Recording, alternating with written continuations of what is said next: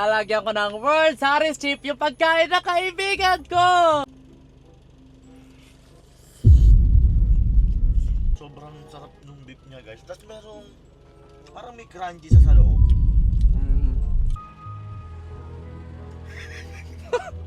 Umaamon na ko guys. Inuman tayo ng coke guys. Parang niya guys. Mga dapat talaga mag- Akala ko konti lang siya guys. Mano niya man. Teka may mata ko. Naluluha. Ito may anghang. Mahang talaga. Ito yung magkakaanghang niya. Anghang talaga. Pero masarap yung lasa. Hindi kagaya na sa... Hindi kagaya sa nakaraan.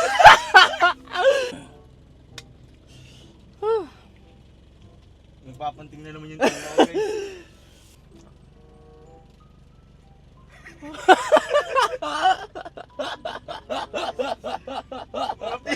Dila ba?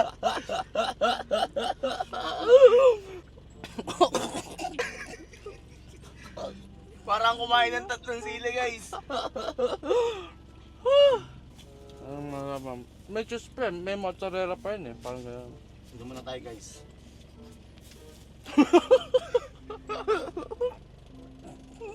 Yung anghang niya guys, hindi siya dumadiretso sa lalamunan eh. Nasa dila lang siya guys. Nakapigil lang sa dila. Ano rate mo sa anghang? Siguro 8 lang para sa akin kasi